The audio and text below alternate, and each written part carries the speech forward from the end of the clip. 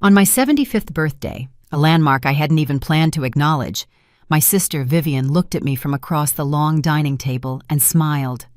"Delilah," she said, her voice clear and carrying, "tell me, are you enjoying your $500,000 trust fund?" I stared back at her, confused. The words felt incomplete, like pieces of a puzzle I couldn't assemble. Slowly, the question finally registered, and I felt a tight knot forming in my chest. "What trust fund are you talking about?" I managed to ask, my voice barely a whisper. My son Reggie dropped his fork. My daughter-in-law, Chelsea, went pale, like a sheet of plaster. They both looked as though they wished the polished marble floor of their own suburban estate would simply open up and swallow them whole. Then, Vivian turned her gaze on them, using that firm, no-nonsense tone I knew from her corporate life. "What did you two do with the money?" she demanded. The silence that followed wasn't normal. It was heavy. It was guilty. It was the kind of silence that screams the truths no one wants to hear. That night, the air in the house didn't smell like a birthday celebration. It smelled like a goodbye, the kind you sense coming but refuse to name. I was sitting at the head of the table, as usual, feeling like little more than an ornament among the expensive dinnerware and crystal glasses I never owned in my own small apartment. 75 years old, 75 years. And my son Reggie had insisted so strongly on celebrating my birthday in his opulent house that I couldn't refuse. Not because I wanted to be there, but because a mother never stops searching for her children's affection, even if it costs her dignity. My name is Delilah Ames. I was born in a neighborhood where women were taught from girlhood to be quiet, to obey, to smile, even when everything inside was breaking. I married young, I had 2 children, I was widowed 5 years ago, and since then, I've lived alone in a cramped one-bedroom unit in a place called The Heights, surviving on a small Social Security pension that barely covers my groceries. Reggie lives in a 3-story house with a sprawling lawn and a pool. Chelsea, my daughter-in-law, wears designer clothes and leases a new SUV every 2 years. My grandchildren attend private preparatory schools where the monthly tuition costs more than my rent for 3 months combined. I always believed they just worked incredibly hard, that they deserved it all, and that I had no right to ask for anything because I had already done my part by raising them. But that night, when Vivian spoke those words, something inside me finally broke. Or perhaps it simply woke up. Vivian Ellington is my younger sister. She's 70 years old and lives 2 states away. She's successful, running her own consulting firm, traveling the world, wearing tailored suits and French perfume. We don't see each other often, maybe once or twice a year. It's not because we don't get along, but because our lives took completely different paths. She built an empire. I built a family. Or so I thought. Vivian arrived that night with a gift wrapped in gold paper and a bottle of fine wine that surely cost more than my month's worth of groceries. She gave me a strong hug, like always. She told me I looked good, though we both knew it was a lie. I was thinner, more tired, dimmer. She sat next to me and started talking about her trips, her projects, and life in general. Reggie and Chelsea offered strained smiles from across the table.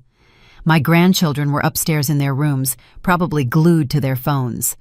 The conversation was superficial, awkward, filled with long pauses that no one knew how to fill. Then, Vivian poured herself more wine, looked at me with that focused expression she always had when she was about to say something important, and said, "Delilah, I've been curious about something for a long time." I nodded, having no idea what was coming. "Are you enjoying your $500,000 trust fund?" she asked casually, as if asking about the weather. The world stopped. My ears buzzed. $500,000, a trust fund. I didn't understand a thing. I looked at Vivian as if she were speaking an entirely different language. "What trust fund are you talking about?" I asked, my voice so small I almost didn't recognize it as my own. Vivian frowned. She looked straight at me. "The trust fund your husband set up for you before he passed. You're not using it." I felt the floor tilt beneath my feet. My husband, my late husband, a trust fund. He never spoke to me about it. I never saw documents. I never received any money. Nothing, absolutely nothing. I don't know anything about that, I murmured, feeling the sting of tears in my eyes. Vivian placed her wineglass on the table with a dry thud. Her face hardened. She was no longer the kind sister who arrived with gifts. She was the relentless businesswoman who tolerated neither lies nor betrayal. She turned to Reggie and Chelsea, who were frozen like statues. "What did you do with the money?" she asked in a voice so cold it seemed to drop the temperature in the room. Reggie cleared his throat. He tried to smile. "Aunt Vivian, I think there's a misunderstanding." "There is no misunderstanding," Vivian cut him off. "I was present when your father signed those documents. I was a witness. $500,000 in an irrevocable trust for Delilah, with clear instructions that she was to receive monthly payments for life. Where is that money?" Chelsea stood up so quickly, her chair nearly toppled over. "I need to go to the bathroom," she mumbled, practically sprinting from the room. Reggie stayed put, opening and closing his mouth like a fish out of water. His eyes avoided mine. And in that moment, I knew. I knew my sister was telling the truth. I knew my son had robbed me. I knew that everything he had, everything he flaunted, everything that made me feel like a burden, had been built with my money. "Mama," Reggie began, using that whiny child's voice he used when he'd done something wrong. "Let me explain." But I raised my hand. I didn't want to hear it. Not yet. First, I needed to understand. I needed to process. I needed to breathe. Vivian pulled out her phone. "I'm calling Elias Carter," she stated firmly. "The attorney who handled your father's trust. He has all the copies, all the documents, everything." Reggie paled even further. "Auntie, that's not necessary." "Oh, yes, it is necessary," Vivian replied, already dialing the number. I remained seated, staring at my untouched plate. My head was spinning. My husband had left me $500,000. $500,000. I had been living on less than $800 a month, skipping meals, wearing worn-out clothes, feeling like a burden to my son. And all that time, he had my money. Tears began to fall. I couldn't stop them. They weren't tears of sadness. They were tears of rage, humiliation, and a betrayal so profound it fractured my soul. Vivian ended the call and put her hand over mine. "Elias is coming here," she said softly. "We're going to fix this, I promise you." Reggie remained frozen, his face flushed and his forehead sweaty. Chelsea hadn't returned from the bathroom. The birthday celebration, which was supposed to be a party, had turned into a trial, and I, the guest of honor, was the only one who hadn't known I was the victim of a crime.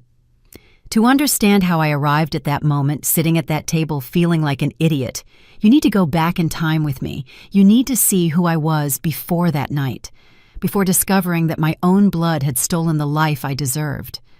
I had always been the invisible woman, the one who served the coffee but never drank it, the one who cooked for everyone but ate the leftovers, the one who listened to everyone's problems but never spoke of her own. That's how I was raised. That's how I raised my children. That's how I lived for 75 years. My husband Jeremiah passed away 5 years ago from a sudden heart attack. He was a hard-working man, honest and quiet, like me. He worked his whole life as an accountant for a mid-sized firm. We weren't wealthy, but we weren't starving either. We had a modest house, an old car, a simple life. Or so I thought. When he died, I was devastated, not just by the pain of losing him, but because I felt completely lost. He handled all the money, all the paperwork, all the important decisions. I only signed where he told me to sign. I never questioned, never doubted. I trusted him completely. Reggie took charge of everything after the funeral. He organized the paperwork. He spoke with the attorneys. He explained that Dad had left some debts and that the pension I would receive would be small. He told me we needed to sell the family house to cover those obligations. I accepted everything without question. What did I know about finance? What did I know about law? I moved into a tiny apartment in a distant neighborhood, a one-bedroom unit with a minuscule kitchen and a bathroom that constantly had plumbing problems. The rent was $350 a month. My pension was $800. I budgeted every day to make ends meet. I bought the cheapest food at the supermarket. I walked instead of taking the bus to save $1. I turned off the lights as soon as I left a room. Reggie visited me once a month, maybe. He was always rushed, always with his phone in his hand. He would hand me $200 and tell me it was all he could spare. I would thank him as if he were giving me the world. $200 made the difference between eating chicken or just rice that week. Chelsea never came with him. She said she was busy with the kids, with work, with a million things. The few times I saw her, she looked at me with a mix of pity and disdain, as if I were an old piece of furniture that was no longer useful but couldn't be thrown out. My grandchildren treated me like a stranger. When Reggie invited me to their house for the holidays, they barely greeted me. They would rush upstairs to their rooms, filled with expensive toys and giant screens. I stayed downstairs, sitting in the enormous living room, feeling small, feeling out of place. I looked at their house and couldn't understand how my son had achieved so much. 3 floors, marble tiles, imported furniture, a kitchen that looked like it belonged in a magazine. Chelsea showed off her designer handbags. Reggie talked about his investments. I thought maybe he was smarter than his father, more ambitious, more capable. I never suspected that everything he had was mine. The days in my apartment were all the same. I woke up early, even though I had nothing to do. I drank watery coffee because the good stuff was too expensive. I looked out the window at people rushing to their jobs, their lives, their purpose. I didn't have one anymore. I cleaned the apartment, even though it was already clean. I watched soap operas I didn't care about just to hear voices other than my own. I cooked for one person, and I had leftovers that I saved for the next day and the day after that. My neighbors were kind, but distant. Everyone worked. Everyone had busy families. I was the old lady in apartment 203, the one who said hello in the hallway, the one who never caused trouble, the one who paid her rent on time by selling some of the few pieces of jewelry I had left when the money ran out. I had one friend, Paulette. She lived in the unit next door. She was a widow too, but she had a better pension. Her children called her every day, visited on weekends, and paid for her trips. I envied her in silence. Paulette noticed things. She asked me why my son was never around, why I wore the same clothes all the time, why she sometimes heard me crying at night when I thought no one could hear. One day, while having tea in her apartment, she told me something that stuck with me. "Delilah, you've always been the type to swallow everything, to endure, to keep quiet, but nobody's going to give you a medal for suffering in silence. Sometimes you have to stop swallowing. Sometimes you have to spit out what's poisoning you." I laughed nervously. I told her I was fine, that I lacked nothing, that my son did what he could for me. But Paulette looked at me steadily and shook her head. "One day you're going to wake up, Delilah, and when you do, I hope it's not too late." I didn't understand her words. Then the flashbacks came in waves. I remembered when Reggie was a child, and I worked cleaning offices to pay for his college application fees. I remembered the sleepless nights when he was sick, and I didn't have money for a doctor, but I took him anyway. I remembered selling my wedding ring to pay for his university tuition. I also remembered how he started to be ashamed of me as he grew up, how he stopped introducing me to his friends, how he asked me not to pick him up from school because the other kids made fun of my old clothes, like when he married Chelsea and they sat me in the last pew of the church as if I were just another guest, not the groom's mother. I always told myself it was normal, that children grow up and drift away, that I had to understand I couldn't be a burden. That word, burden, how many times had I heard it? How many times had I told myself, I don't want to be a burden. I can't ask them for more. They've done enough for me. I'm fine alone. Lies. All lies I repeated to myself so I wouldn't have to face the truth. The truth that my son had emotionally abandoned me long before he stole my money.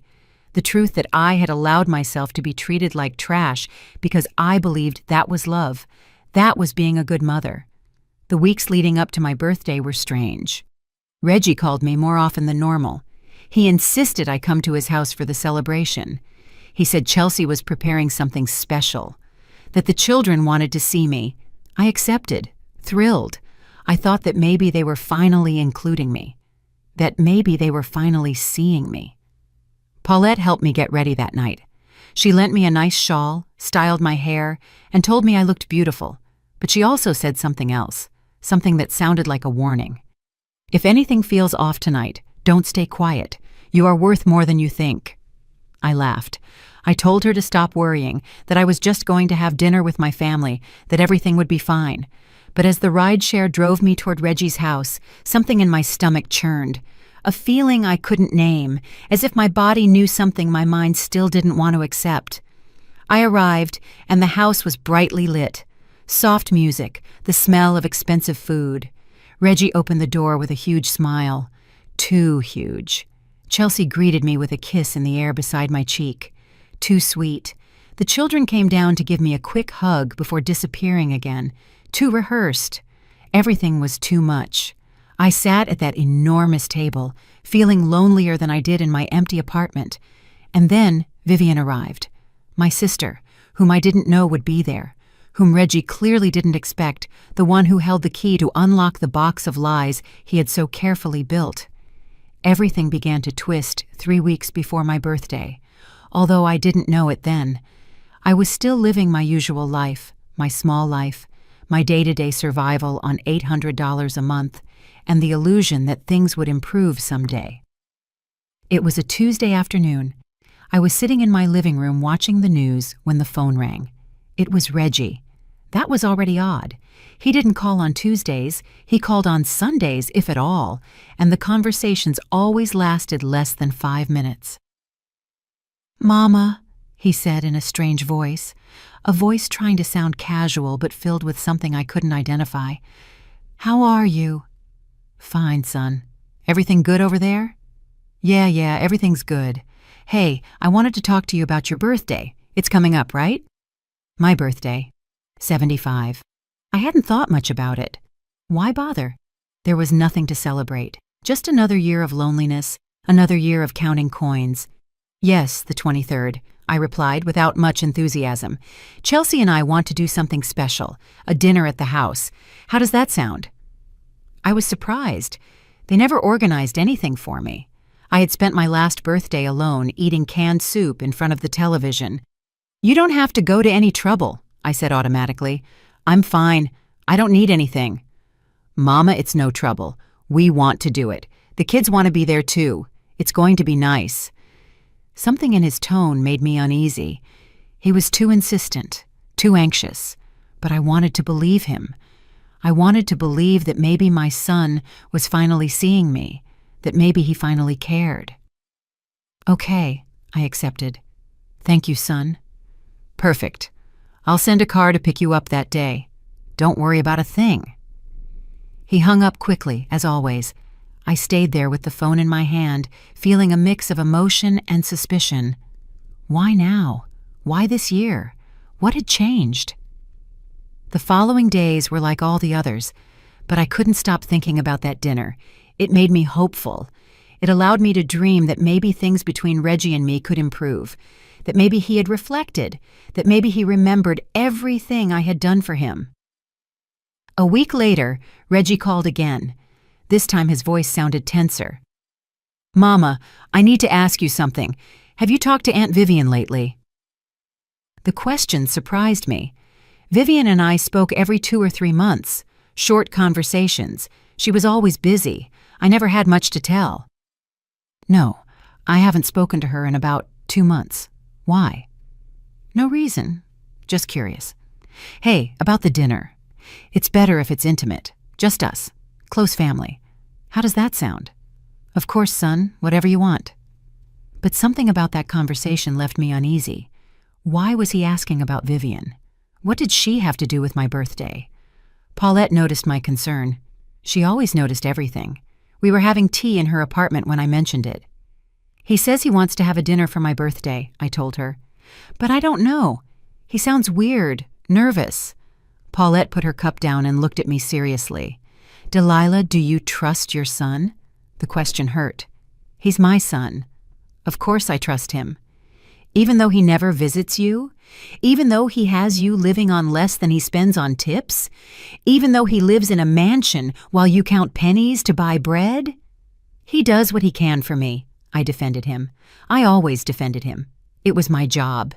It was what mothers do. And what if he's not doing anything for you? What if he's doing everything against you? Don't say that, I begged, feeling tears threaten to spill. Reggie is not like that, Paulette sighed. She took my hand. Delilah, listen to me.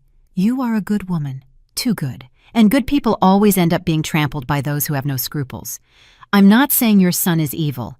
I'm just telling you to open your eyes. Don't swallow everything they tell you without chewing first. Her words floated in my head for days. I tried to ignore them. I tried to convince myself that she was wrong, that she was bitter, that she was projecting her own problems onto my life. But at night, when I couldn't sleep, I started asking myself questions. Why was Reggie living so well if I had been left with nothing? Why had my husband left me only that miserable pension if he had worked for 40 years? Why had Reggie handled all the paperwork without letting me see anything? One afternoon, I decided to search. I didn't know exactly what I was looking for, but I needed to find something, anything.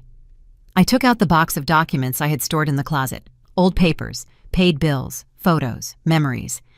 At the bottom, there was a folder with some documents from my husband's funeral, receipts, certificates, a letter from the attorney who handled everything. The letter was addressed to Reggie. It said something about finalizing the estate's affairs, but it said nothing specific, nothing I could understand.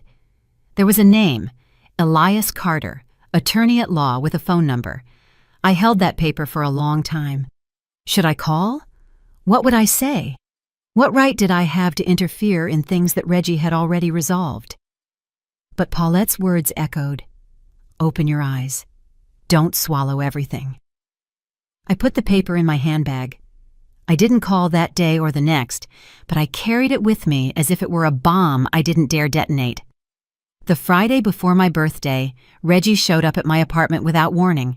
That never happened. He never came without calling first.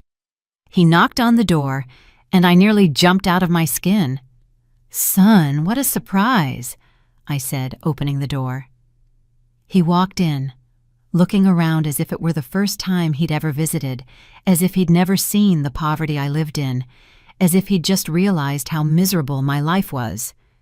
"Mama, I need to talk to you," he said without sitting down. "Did something happen? Are you okay?" Yes, I just wanted to confirm that you're coming to dinner on Tuesday. It's important that you're there." "Of course I'll be there. You already told me." He ran his hand through his hair. He was sweating, even though the apartment was cool. "And you haven't talked to anyone? No one has called you asking about Dad? About money things?" My heart started beating faster. No. Who would call me? No one. "I'm just asking. Sometimes there are scammers who call widows, saying there are inheritances or things like that. If anyone calls you, don't pay attention to them and let me know immediately." "All right, son." He gave me a quick kiss on the forehead and left as fast as he arrived. I stood there in the middle of the room, feeling that something terrible was about to happen. I couldn't sleep that night. I tossed and turned, thinking about everything. The strange calls, the unexpected visit, the warnings about scammers, the insistence on the dinner. The next day, I pulled out the paper with the attorney's number. I looked at it for hours. Finally, with trembling hands, I dialed.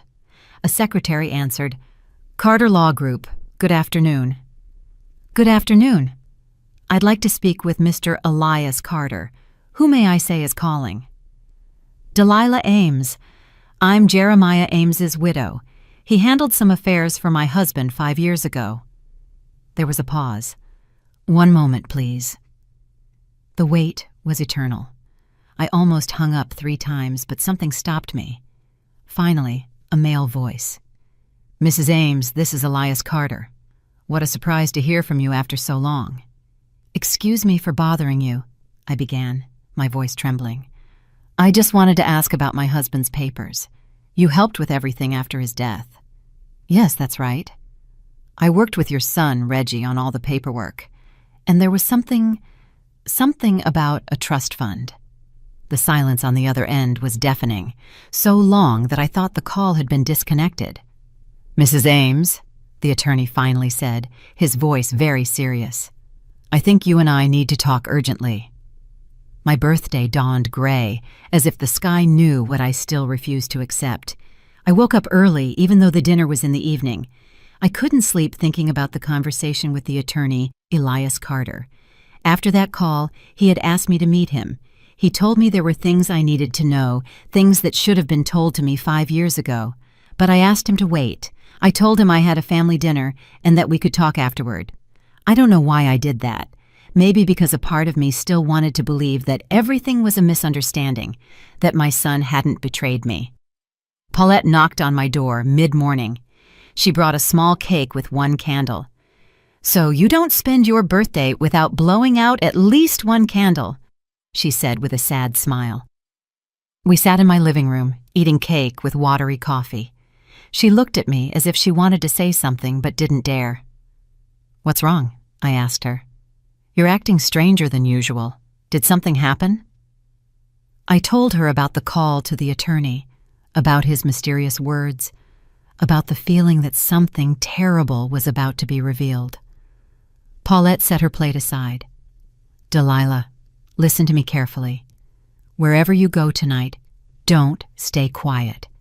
If something doesn't seem right, say something. If anyone disrespects you, get up and leave. You don't owe anyone anything, especially not the person who has made you feel small your whole life." "He's my son," I whispered. "And you are his mother, the one who worked herself ragged for him, the one who sold even her wedding ring to give him a future. Don't forget that when he tries to make you feel like you're the one who should be thanking him." Her words resonated deeply with me. She hugged me tightly before leaving. "Call me when you get home. I don't care what time it is." I was left alone, watching the clock. The hours passed slowly, like torture. I took a bath. I put on the only decentish dress I had, a faded brown dress that at least had no holes. I styled my hair in front of the mirror and saw myself, tired, worn out, 75 years, a whole life. And for what? To be alone in a miserable apartment, waiting for my son to give me crumbs of attention once a year. Reggie sent a rideshare to pick me up at 7 o'clock. The driver was kind. He asked if I was going to a celebration. I told him yes, it was my birthday. He wished me a happy birthday. I thanked him. I didn't tell him I felt like I was going to my own funeral. When the car stopped in front of Reggie's house, my stomach twisted. The house was lit up. 3 stories of luxury that I never understood how my son could afford. Perfect gardens, expensive cars in the driveway, everything so different from the apartment where I counted pennies to buy rice. I rang the doorbell. Chelsea opened the door. She wore a dress that probably cost more than my 6 months' rent. Her smile was perfect. Too perfect. "Delilah, so glad you made it. Happy birthday." She gave me 2 air kisses, not even touching my cheek. I stepped inside, and the smell of expensive food hit me. Shrimp, wine, freshly baked bread, everything I couldn't afford. She led me to the living room. Reggie was there with the children. He stood up to greet me. "Mama, happy birthday." He hugged me, but it was an empty hug, the kind you give out of obligation. The grandchildren greeted me from the sofa without standing up. They muttered a mechanical, "Hi, Grandma," and went back to their phones. I sat in a chair, feeling like I was in the way at my own celebration. Chelsea brought wine glasses. "Would you like one, Delilah?" "No, thank you. Water is fine." "Are you sure? It's a very nice imported Cabernet." "I'm sure." Reggie was nervous. I could tell. He shifted a lot. He looked at his phone every 2 minutes. He made conversation, but his words sounded hollow, rehearsed. 30 minutes passed of forced conversation, superficial questions about my health, comments about the weather. Nothing real, nothing deep. I just wanted the dinner to end quickly so I could leave. And then the doorbell rang. Reggie turned pale. Chelsea almost dropped her glass, but caught it before it shattered. They looked at each other with an expression I couldn't decipher. Fear, panic, something like that. "Are you expecting someone else?" I asked. "No," Reggie said quickly. Too quickly. "It must be a mistake." But the doorbell rang again, more insistently. This time, Chelsea went to open it. I heard voices at the entrance. A woman's voice I recognized immediately, even though I hadn't heard it in months. Vivian, my sister, walked into the living room like a hurricane, elegant as always, gray tailored suit, high heels, expensive perfume, perfect hair. She carried a large gift wrapped in gold paper and a bottle of wine. "Delilah!" she exclaimed, excited to see me. She ran to hug me. A real hug, the kind that squeezes tight. "Happy birthday, sister. 75 years. I can't believe it." I was in shock. "Vivian, I didn't know you were coming. I wanted to surprise you. Reggie told me you were having a birthday dinner, and I couldn't miss it. 75 years doesn't happen every day." I looked at Reggie. It was obvious from his face that he hadn't told her anything. Vivian had come on her own, and he hadn't expected her. He hadn't wanted her there. "Aunt Vivian, what a surprise," Reggie said, his voice tense. "We didn't know you were coming." "That's why it's a surprise, nephew." Vivian sat next to me and took my hand. "How are you, Delilah? You look thinner." "I'm fine," I lied. "Are you sure? Are you eating well? Do you have enough with what you have?" The questions made me uncomfortable, not because they were rude, but because they were real, because they touched the truth I always hid. Yes, everything is fine." Vivian looked at me as if she didn't believe me, but she didn't insist. Instead, she turned to Reggie and Chelsea. "What a beautiful house you have. Every time I visit, I'm more surprised. How's the business, Reggie?" "Good. Everything's going well." "I'm glad because I know it's not easy to maintain a lifestyle like this. The private schools for the children, the cars, this house, it all costs money. But I imagine with the investments you made, you've done very well." Reggie cleared his throat. "I've been lucky." "Luck helps, but so does the initial capital, right?" The air thickened. I didn't understand why, but something in Vivian's tone was different, as if she were playing a game whose rules only she knew. Chelsea reappeared from the kitchen. "Dinner is ready." We moved to the enormous dining room, a wooden table that could seat 12 people. Fine china, silver cutlery, cloth napkins, everything so elegant, everything so far removed from my reality. They seated me at the head of the table as the guest of honor. Vivian sat on my right. Reggie and Chelsea were across from me, and the children sat silently and bored at the ends. The food was exquisite. Salad with ingredients I didn't recognize, baked salmon, potatoes with herbs, expensive wine that everyone drank but me, polite conversation that said nothing. And then Vivian put her fork down on the plate, took a long sip of wine, looked at me with an expression I couldn't read, and said the words that would change everything. "Delilah, I want to ask you something that's been on my mind for a while. Are you enjoying your $500,000 trust fund?" The world stopped. The noise in the dining room vanished. All I could hear was my heart pounding in my ears. $500,000. Trust fund. The words made no sense. "What trust fund are you talking about?" I asked, my voice trembling. Vivian frowned. "The trust fund your husband Jeremiah left for you before he passed. I was present when he signed the documents. $500,000, so you could have a dignified old age, so you would never lack for anything." Tears began to sting my eyes. "I don't know anything about that." Vivian put her glass down with a dry thud.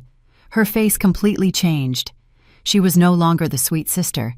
She was the relentless businesswoman. She turned to Reggie and Chelsea.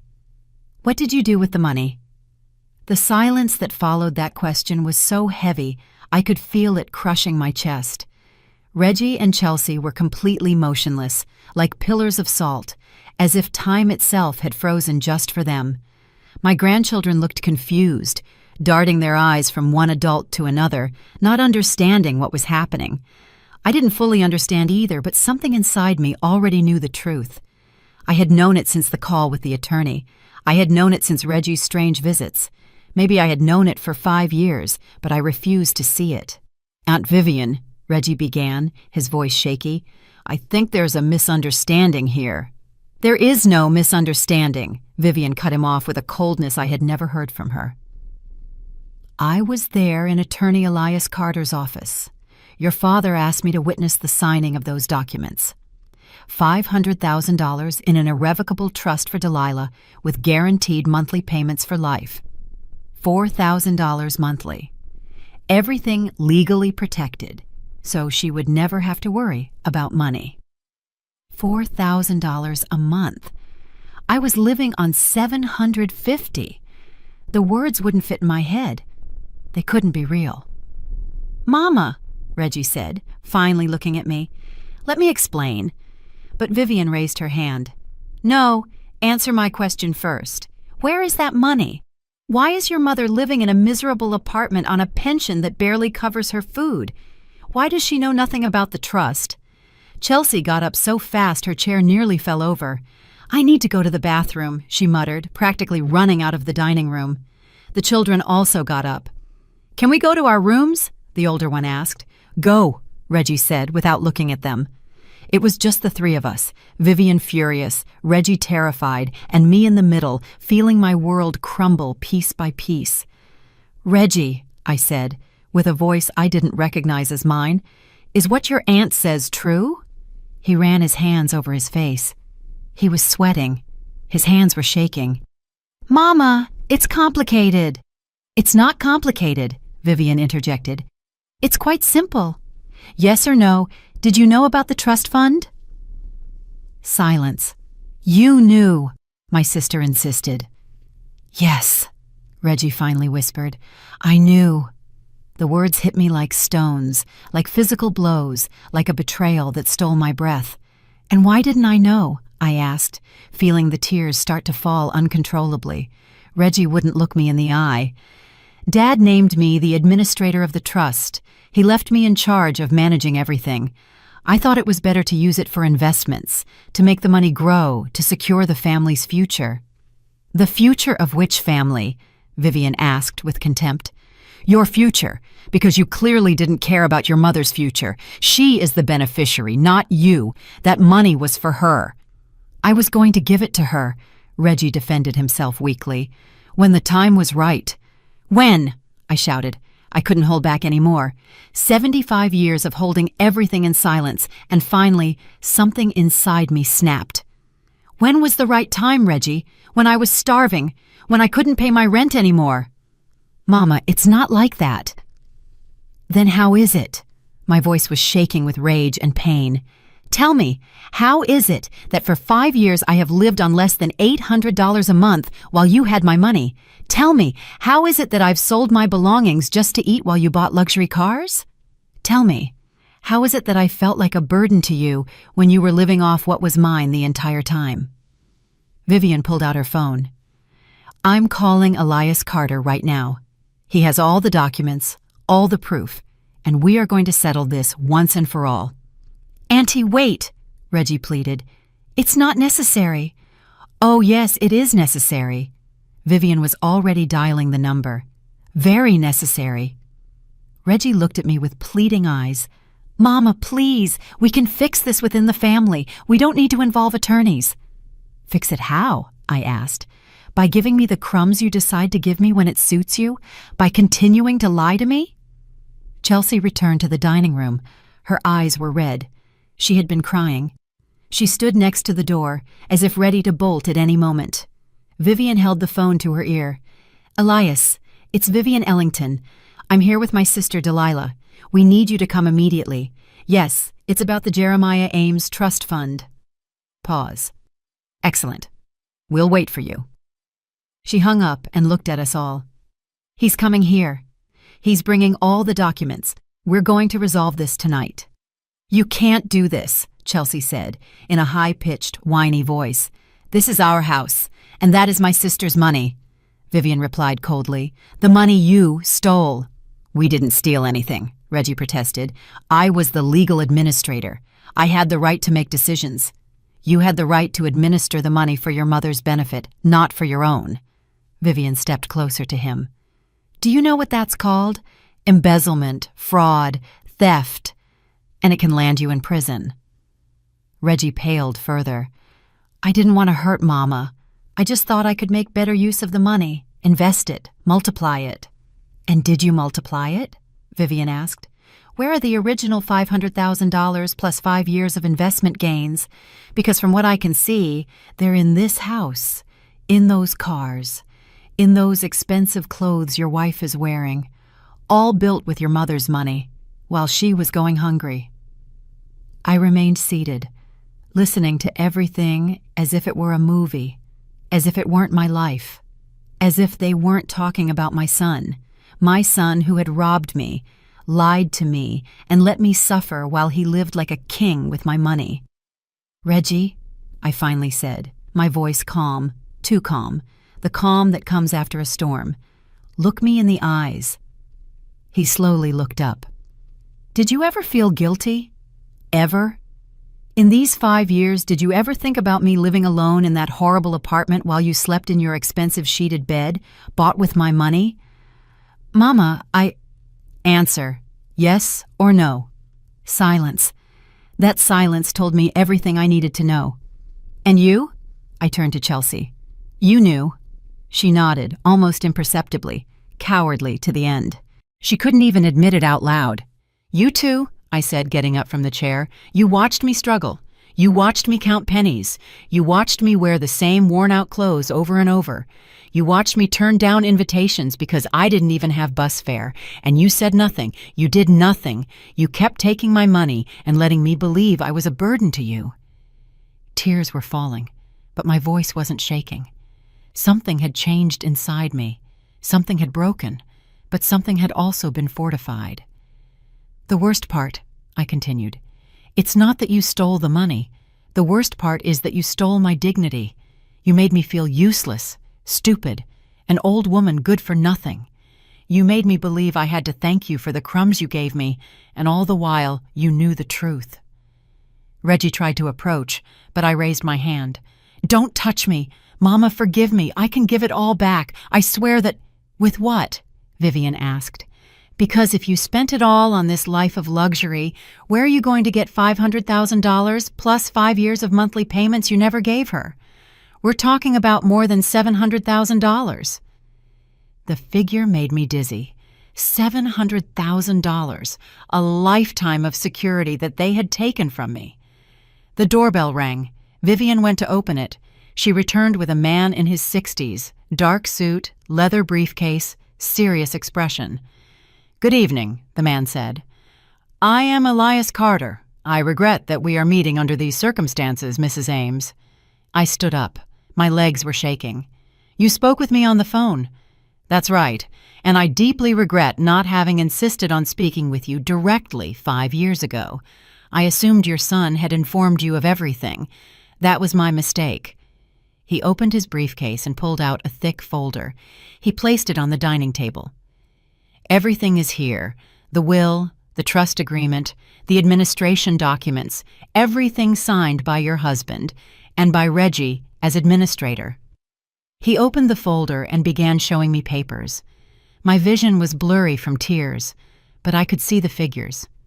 $500,000, monthly payments of $4,000.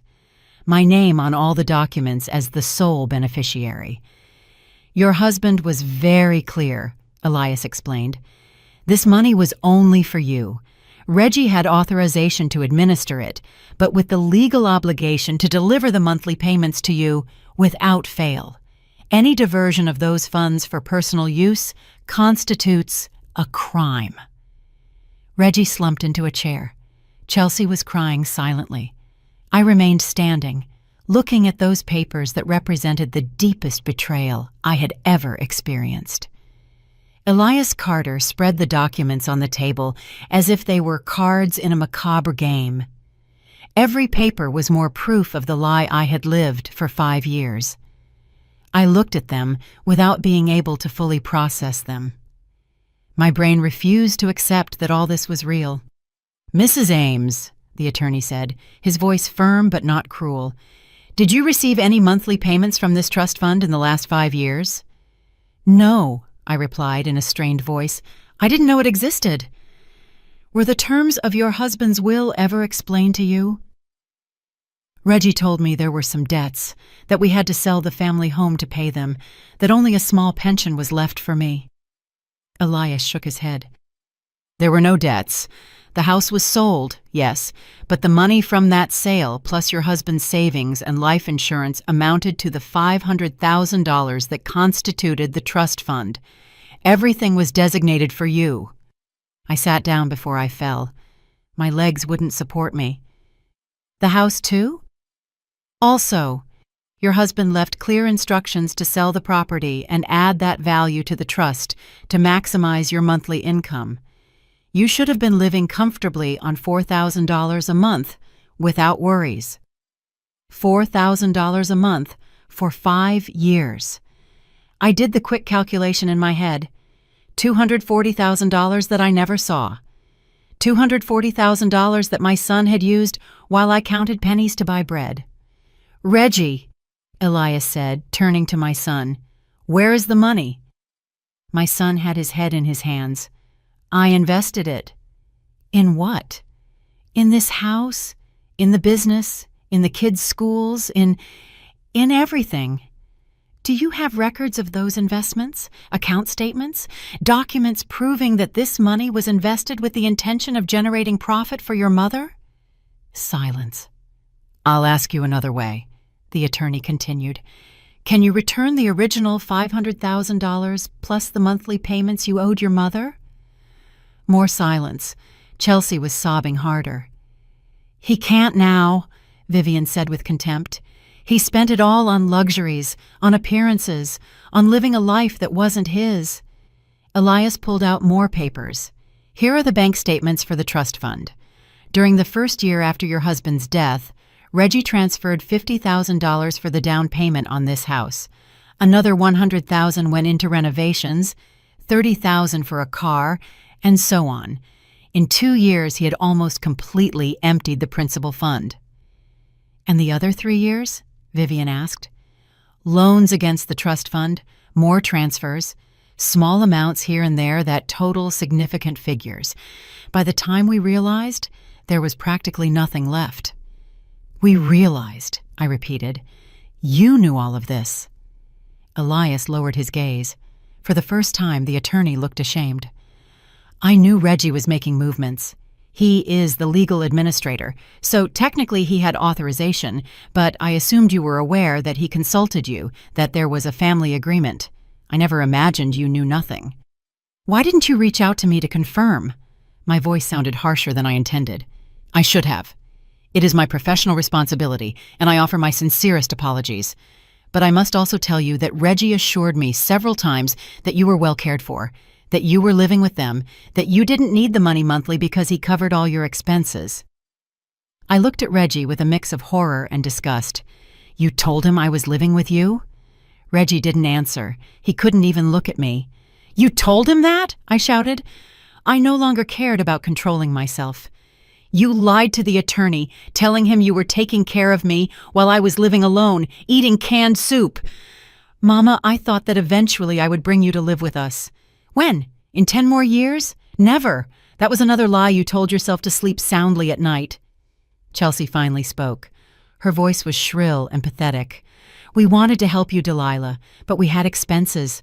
The children need so many things. The house is expensive to maintain. It wasn't out of malice. Vivian laughed, but it wasn't a cheerful laugh. It was a laugh filled with scorn. It wasn't out of malice. Then what was it? Ignorance? Greed? You justify stealing from an elderly woman because your children need to go to private schools? We didn't steal from her, Chelsea insisted weakly. Yes, you did, Elias said with legal firmness. That is exactly what you did. Misappropriation of fiduciary funds, fraud, financial abuse of an elder. All of those are criminal offenses, in addition to civil ones. Fear settled on Reggie's face. Criminal? But I'm her son. She won't press charges. Everyone looked at me. I stayed silent. I didn't know what I was feeling. Too many emotions at once. Pain, rage, betrayal, but also something new. something I hadn't felt in years. Power, the feeling that I finally had control. "What remains of the trust fund?" Vivian asked Elias. The attorney reviewed his papers. "Approximately $30,000 is all that hasn't been squandered. 30,000 out of 500,000. My husband had worked his whole life to secure my future, and his own son had destroyed it in less than 5 years. And what options does my sister have?" Vivian continued. Elias adjusted his glasses. "Several. She can file a civil lawsuit to recover the funds plus damages. She can file a criminal complaint for fraud and embezzlement, or she can try to reach a private agreement with her son for the return of the money." "Which do you recommend?" Vivian asked. "It depends on what Mrs. Ames wants to achieve. If she wants to recover her money quickly, a private agreement might be faster. If she wants justice and real consequences, the legal path is more appropriate, although longer." I got up from the chair and walked to the window. Outside, everything looked normal.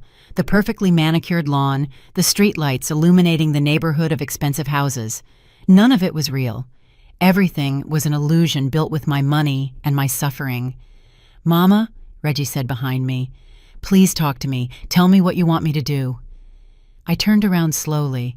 I looked him in the eyes, those eyes that once looked at me with a child's love, those eyes that now only reflected fear and guilt. "What do I want you to do?" I repeated his words. "I want you to tell me the truth, for the first time in 5 years. Did you plan this from the beginning? As soon as Dad died, did you already know you were going to keep my money?" "No, it wasn't like that. At first, I only took a little for the down payment on the house. I thought I would pay it back, but then we needed more and more, and it got out of hand." "And you never thought of telling me the truth? Of giving me at least some of what was mine?" He looked down. "I was afraid you would get angry, that you would judge me. And you preferred to leave me to live in misery? You preferred to see me suffer rather than face your mistake? You thought I was fine, that I didn't need so much, that I was happy with my simple life." Those words pierced me like knives. Happy. Do you think I was happy starving? Happy wearing clothes with holes? Happy feeling like a burden to you every time I asked for $200 miserable dollars? "Mama!" "Don't call me Mama. A mother to you was someone to use and discard, someone whose sacrifice was worth nothing, someone you could lie to and steal from without remorse." Chelsea approached timidly. "Delilah, please think about the children. If this goes public, if there's a trial, they will suffer. They will lose their father." I looked at her incredulously. "You're asking me to think about your children? You who never thought about me? What are you going to tell them when they ask why their father is in trouble? That he robbed their grandmother and she had the audacity to defend herself?" Vivian stood next to me. "You don't have to decide anything now, Delilah.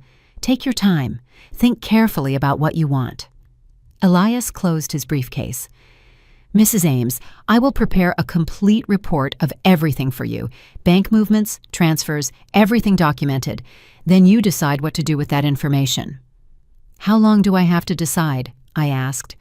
"Legally, you have several years to file a lawsuit, but I recommend acting soon. The more time passes, the harder it will be to recover the assets." I nodded. My head was spinning. I needed to get out of there. I needed air. I needed to be alone to process all this. "I'm leaving," I announced. "I'll take you," Vivian said immediately. Reggie took a step forward. "Mama, wait. Don't leave like this. We can talk more. We can—" "There is nothing more to talk about tonight," I interrupted him. "You did what you did. Now, I'm going to do what I have to do." I walked toward the door. Vivian followed me. Elias gathered his papers and walked with us. Before leaving, I turned around one last time. Reggie was standing in the middle of his expensive living room, in his luxurious house, surrounded by everything he bought with my money. He looked small, scared, but I no longer felt pity for him. "Happy birthday to me," I said, and I left. The silence in Vivian's car was almost deafening. She drove, focused on the road. I sat in the passenger seat, my gaze lost out the window. The city lights passed by blurred. Or maybe it was because I couldn't stop crying. They weren't loud tears. I wasn't sobbing. I was just letting them fall while my head tried to process everything that had just happened. My 75th birthday had been the worst and the most revealing night of my life. The day I discovered that for 5 years I had been the victim of my own son. "Do you want me to take you to your apartment?" Vivian asked softly. "Yes," I whispered. We drove in silence for another 15 minutes. When we arrived at my building, Vivian turned off the engine. "Do you want me to come up with you?" "No, I need to be alone." "Delilah, you shouldn't be alone tonight. You just received a terrible blow." "I've been alone for 5 years. One more night won't change anything," Vivian sighed. "At least promise me you'll call me if you need anything. Anytime, I don't care." I nodded. I got out of the car and walked to the entrance. My legs felt heavy, as if I were carrying the whole world. I climbed the stairs slowly. Every step was an effort. When I finally reached my door, my hands were shaking so much that I struggled to put the key in the lock. I stepped into the apartment and saw it with new eyes. This miserable place, this tiny room, this kitchen where barely one person fit, this bathroom with perpetually leaky pipes. All of this had been my life, while my son lived like a king. I sat down on the old second-hand sofa and finally let everything out. I cried harder than I had since my husband's funeral. I cried for the 5 lost years, for the nights of hunger, for the shame of not being able to buy my grandchildren a decent Christmas gift, for every time I felt useless and old and like a burden. But I also cried from rage, a rage that had been bottled up for 75 years, rage against a world that taught me to be quiet, against a life that taught me to endure, against myself for accepting everything without ever questioning it. I don't know how long I sat there in the dark. Eventually, I heard a knock at the door. It was Paulette. "I saw you arrive," she said when I opened it. She carried 2 steaming mugs. "I made tea, and I won't take no for an answer." I let her in. We sat together on the sofa. She didn't ask me anything, she just waited. And after taking a sip of tea, I told her everything, every word, every revelation, every betrayal. Paulette listened in silence. When I finished, she put her mug on the table and took my hands. "Delilah, do you know what just happened tonight? I found out my son robbed me." "No, well, yes, but something more important happened too. You stopped swallowing. You stopped being quiet. For the first time in your life, you demanded answers. You demanded the truth. And that, my friend, is the beginning of everything." "I don't feel strong," I admitted. "I feel destroyed." Being destroyed and being weak are not the same thing. Sometimes you have to completely fall apart so you can rebuild yourself the right way, without the lies, without the weight of others' expectations. Her words resonated with me. She was right. Something had changed tonight. I hadn't just discovered the truth, I had also discovered my voice. The voice I had silenced for 75 years because I was taught that good women don't complain, that good mothers forgive everything, that good wives obey. "What are you going to do?" Paulette asked. "I don't know yet. The attorney is going to send me all the documentation. I have options, but I don't know which one to choose." "Which one scares you the most?" The question took me by surprise. "Fear." "Yes. Sometimes what scares us the most is what we need to do most." I thought about it. What scared me most? Suing Reggie? Pressing criminal charges? Destroying the perfect image he had built? No. What scared me most was something else. "I'm afraid to be free," I said quietly. "I'm afraid to have money. I'm afraid not to need him because then I won't have an excuse to continue being invisible, to continue being small, to continue accepting crumbs." Paulette smiled sadly. "That is exactly what you need to face." She stayed with me late. When she finally left, I stayed awake in the dark, thinking, remembering, processing. I remembered the little girl I was, the one who dreamed of being a teacher. But my parents said women didn't need to study that much, that it was better to marry young and start a family. I remembered the young woman who wanted to work, but my husband said wives stayed home, that her job was to care for the children and keep the house clean. I remembered the mother who wanted to do things for herself, but my children told me to rest, that I had done enough, that they would take care of everything. My whole life had been a series of voices telling me what to do, what to think, what to feel, and I had obeyed because I believed that was love. I believed that sacrificing myself was the right thing to do. I believed that disappearing was noble. But tonight, I had learned something. Sacrifice without reciprocity is not love. It is self-destruction. And I had been destroying myself for 75 years, believing I was being virtuous. The next few days were strange. Elias Carter sent me all the documentation as promised. Thick folders filled with papers that showed every dollar Reggie had taken, every transfer, every lie documented in bank statements. Vivian visited me every day. She helped me review the documents. She explained legal terms I didn't understand. She reminded me again and again that I had done nothing wrong, that the fault lay entirely with Reggie.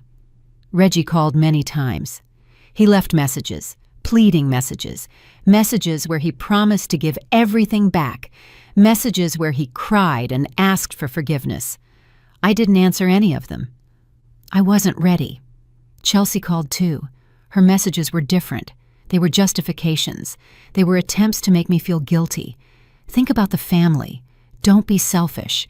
The children need you. As if I owed them anything after what they had done to me. Paulette accompanied me in the afternoons. We had tea. We talked about everything and nothing. She shared stories of her own life, of how her children had also disappointed her at certain times, of how she had learned to set boundaries, to say no, and to choose herself without feeling guilty. "Do you know the difference between us and our daughter's generation?" she asked me one day. "They learned they could have it all. We learned we deserved nothing, and both lessons are wrong." A week after my birthday, Vivian arrived with a proposal. "I've been talking with Elias," she said, sitting on my sofa, "and I think we have a strategy." "What kind of strategy?" "One that gives you back your money, but also your dignity. One that makes Reggie face the consequences, but without completely destroying the children who are innocent in all this." I listened as Vivian explained the plan. It was intelligent, it was fair, but it was also relentless. It required me to be firm, to not back down, to not let guilt or maternal love make me retreat. "Can I do it?" I asked out loud, though the question was more for myself. "You can," Vivian affirmed, "but only if you really want to. No one will judge you if you decide to forgive and forget. It's your decision. What would you do?" My sister looked at me steadily. "I already know what I would do, but I'm not you. I didn't spend 5 years living in this apartment. I didn't have to sell my belongings to eat. I didn't have to endure my own son making me feel like garbage while he lived off my money. This decision is yours alone." I didn't sleep that night. I walked around the small apartment, thinking, weighing options, imagining futures. Finally, when the sun began to rise, I knew what I was going to do, and for the first time in 5 years, maybe in 75 years, I felt sure of a decision. Not because someone told me it was the right thing to do, but because I knew it was. I stood in front of the bathroom mirror. I looked at the woman staring back at me. She was 75 years old, deep wrinkles, completely white hair, hands worn by years of cleaning and cooking and serving others. But I also saw something new in her eyes, something that hadn't been there before. Determination, strength, the kind of strength that doesn't come from shouting or fighting, the kind of strength that comes from knowing your worth and never letting anyone take it away again. "I don't need to raise my voice to be heard," I told my reflection. "I just need to stop lowering it." I picked up the phone and dialed Elias Carter's number. When he answered, I said the words that would change everything. "I want to press charges. We're going to recover what's mine, and we're going to do it the right way, with justice, with dignity, but without pity." 3 days later, Reggie and Chelsea were sitting across from me in Elias Carter's office. The attorney had organized this meeting as part of the strategy, a final chance to resolve everything without going to court. an opportunity that I would completely control. Reggie looked terrible, sunken eyes, unshaven stubble, wrinkled clothes. Chelsea was stiff in her chair, arms crossed, with a victimized expression that made me nauseous. Vivian was sitting beside me. Elias was at his desk with a mountain of documents in front of him. I was in the center, calm, firm, ready. "Thank you for coming," Elias began. "We are here to reach an agreement that avoids a long and costly legal process for both parties." "Mama," Reggie interrupted immediately, "I just want to tell you I'm sorry. I'm so sorry. I know there's no forgiveness for what I did, but I swear I'll give it all back." I raised my hand. "Don't talk yet. First, you're going to listen." He went quiet. He looked like a scolded child, but I no longer felt pity for him. "For 5 years," I began, my voice quiet but firm, "you robbed me. You lied to me. You left me to live in poverty while you spent my money on luxuries. You made me feel like a burden, that I had to thank you for the crumbs you gave me. All that time you knew the truth and you said nothing." "Mama, I'm not finished," I cut him off. "You had 1,000 chances to tell me the truth, 1,000 chances to do the right thing, and every time you chose the lie. You chose your comfort over my well-being. So now the rules have changed. Now I choose." Elias placed the documents on the table. "These are the options. Option 1. We file a civil lawsuit for misappropriation of fiduciary funds. We seek the complete return of the money plus damages. That includes accrued interest and compensation for emotional distress. We're talking about approximately $800,000. Reggie paled. "I don't have $800,000. "Then you sell this house," Vivian said coldly. "You sell the cars, liquidate everything, and if it's not enough, you work the rest of your life paying the debt." "Option 2, Elias continued. "We file criminal charges, fraud, financial abuse of an elder, embezzlement. These are crimes that can carry 5 to 10 years in prison." Chelsea sobbed. "You can't do that. The children need their father." "The children need to learn that actions have consequences," I replied. "That stealing from your own mother doesn't go unpunished." "Option 3, Elias said. "We reach a private agreement. You return the money on the terms your mother sets. You sign legal documents acknowledging the debt, and if you default, we automatically proceed with options 1 and 2. "What would the terms be?" Reggie asked, his voice cracking. I looked at Elias. He nodded. It was my turn to speak. "You will sell the house," I said immediately. "That house was bought with my money. It no longer belongs to you." "Where are we going to live?" Chelsea asked hysterically. "Where you can afford to live with your own money, just as I had to do for 5 years. You will liquidate the investment accounts," I continued. "You will sell the luxury car. You will transfer all that money to a new account in my name that Elias will administer." "All of that won't be enough," Reggie said. "The house has a mortgage. I owe money." "Then you will work to pay it back. You will pay me $3,000 a month for the next 20 years if necessary, legally signed with interest. And if you miss a single payment, I will proceed with the lawsuit and the criminal charges." "That's too much," Chelsea protested. "We have expenses. The children can go to public schools," Vivian interrupted her, "like millions of children in this country. They won't die from not having private tennis lessons." "Furthermore," I added, "I want something else. I want you to tell your children the truth. I want you to explain to them exactly what you did, to teach them that stealing is wrong, even when it's from family, especially when it's from family." Tears were falling down Reggie's face. "Mama, are you going to destroy my family?" "No," I said firmly. "You destroyed your family when you chose to rob me. I am only reclaiming what is mine. And if your family doesn't survive this, it's because it was built on lies from the beginning." Elias pushed the documents toward Reggie. "You have 2 options. Do you sign this agreement now, or do we see you in court next week? You decide." Reggie looked at the papers, looked at Chelsea, looked at Vivian. Finally, he looked at me, searching for compassion, hoping I would yield, searching for the mother who always forgave everything. But that mother no longer existed. "Sign," I said, "or face the full consequences of your actions." With trembling hands, Reggie picked up the pen. He read the documents. Every page was a reminder of his betrayal. Every clause was a debt he would have to pay. I sign. Chelsea also had to sign as a co-debtor. Both committed to returning everything, selling everything, paying me monthly, and facing severe legal consequences if they defaulted. When they finished, Elias collected the documents. "These are legally binding. You have 30 days to sell the property and transfer the initial funds. The monthly payments begin the following month." Reggie remained seated there, destroyed. But I didn't feel victory. I only felt a deep exhaustion. The exhaustion of 75 years of carrying the expectations of others. "Is there anything else you want to say to me?" I asked him. "Will you ever forgive me?" His voice was barely a whisper. "I don't know," I replied honestly. "Maybe. Maybe not. But that no longer depends on you. You did what you did. Now I'm going to live my life, with or without your repentance." I stood up. Vivian walked with me. We left that office, leaving behind a son who had learned the hardest lesson of his life, the lesson that mothers also have limits, that love doesn't mean allowing abuse, that forgiving doesn't mean forgetting or allowing it to happen again. Outside, the sun was shining. It was a beautiful day, and for the first time in 5 years, I could see the beauty without it being stained by worry over money. "How do you feel?" Vivian asked.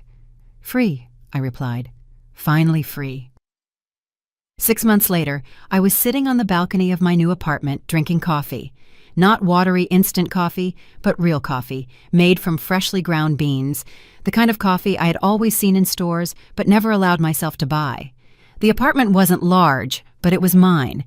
2 bedrooms, a full kitchen, a bathroom that worked, and this small balcony where I could watch the sunrise every morning. I had rented it with the money recovered from the sale of Reggie's house. Elias had handled everything impeccably. The house sold in 3 weeks. After paying off the mortgage and debts, $200,000 went directly into my account. The cars were sold, the accounts were liquidated. In total, I had recovered nearly $300,000. It wasn't the original $500,000, but it was enough, more than enough for a 75-year-old woman who only needed peace and dignity. Elias had reinvested the money in a new trust fund. This time, I was the sole administrator. No one else had access. No one else could make decisions about my future. The monthly payments of $2,500 arrived promptly in my account every month, and Reggie complied with his additional $3,000. For now. Vivian visited me often. Sometimes we went out to lunch at nice restaurants. Other times, we just walked in the park, talking about life. She had helped me open my eyes, find my voice, and understand that being strong doesn't mean yelling. It means knowing your worth and not letting anyone take it away. Paulette was still my friend. Well, we no longer lived in the same building, but we saw each other almost every day. We drank tea and shared stories. She had taught me that true friendship doesn't require shared blood. It only requires mutual respect and honesty. Reggie and I didn't talk much. He called once a month, short, uncomfortable conversations. He told me they had rented a smaller apartment, that Chelsea had had to find a job, that the children were adapting to public school. He asked me how I was. I answered in monosyllables. I hadn't forgiven him. I wasn't sure if I ever would, but there was something more important than forgiveness. I had found peace, peace with what happened, peace with my decisions, peace with myself. The grandchildren sent me texts sometimes, short, confused messages. Reggie had told them a softened version of the truth. He had told them he had made a mistake with Grandma's money and that he was trying to make amends. The children didn't fully understand, but that was okay. They would understand someday. I had started doing things I never allowed myself to do. I took painting classes. It turned out I had a talent for landscapes. Nothing professional, but I liked it. It made me happy, and that was enough. I joined a book club at the neighborhood library, women my age who met once a week to talk about books. Some had stories similar to mine. Children who had disappointed them, families who had used them. We were all learning to live for ourselves after 75 years of living for others. One afternoon, while painting on my balcony, the phone rang. It was an unknown number. I hesitated to answer, but something told me to do it. "Mrs. Ames," a young woman's voice said. "Yes, this is she. My name is Maria. I'm a social worker from the community center. One of the women in your book club told our coordinator your story, and we were wondering if you would be interested in speaking with other elderly women who are experiencing family financial abuse." I stayed quiet, processing the proposal. "You don't have to decide now," Maria continued, "but we believe your experience could help other women find their voice, to understand that they are not alone." "Let me think about it," I replied. I couldn't sleep that night, thinking about that call. Me helping others? Me sharing my story? For 75 years, I had been invisible, silent. Now I was going to speak publicly. I told Vivian about it the next day. She smiled. "Remember what I told you months ago, that sometimes you have to fall apart to rebuild yourself correctly? You fell apart. You rebuilt yourself, and now you can help others do the same." "I'm scared," I admitted. "Fear is good," she said. "It means it matters. It means it's real."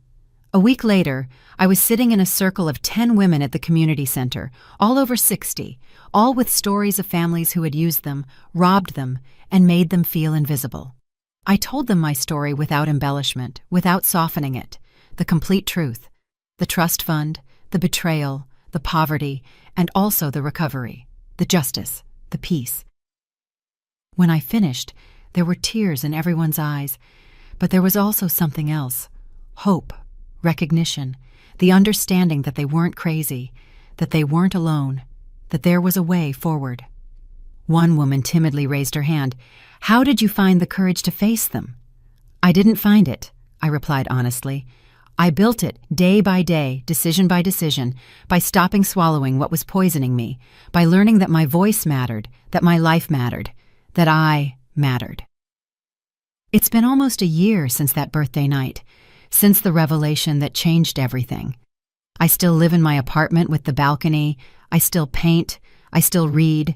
I still drink real coffee every morning. But I also do something else. Twice a month, I meet with that group of women. I help them understand their rights. I accompany them to talk to attorneys. I support them when they are afraid. I remind them that it's not selfish to take care of themselves, that it's not cruel to set boundaries, and that they deserve dignity regardless of their age. Reggie is still paying. Chelsea is still working. The grandchildren are growing up. Maybe someday our relationship will improve, or maybe not, but that no longer defines my worth or my happiness. This morning, as I drank coffee and watched the sunrise, I thought about the entire journey. The woman I was a year ago, invisible, quiet, convinced that her only value was in serving others. And I looked at the woman I am now, visible, with a voice, convinced that her value is simply in existing. I got up and went to the mirror. The same 75-year-old woman looked back at me, the same wrinkles, the same white hair, but the eyes were different. They no longer reflected resignation. They reflected peace, strength, purpose. "They stole my years and called it care," I said to my reflection, but I reclaimed them in silence, with truth and with courage. I smiled. A real smile, one that comes from the soul because I finally understood something fundamental. Justice is not always loud. Sometimes it is silent. Strength is not always violent. Sometimes it is serene. And freedom doesn't always come from the outside. Sometimes it comes from within, from deciding that you deserve more and then doing what is necessary to achieve it. Did you like my story? And which city are you listening from? Let's meet in the comments. If you like the story, you can support me by sending a super thanks so I can keep bringing more stories like this. Thank you so much for your sweet support. I'm looking forward to your comments on the story. On the screen, you can see 2 new life stories that I highly recommend. There's so much more on my channel. Don't forget to subscribe. See you in the next life story with love and respect.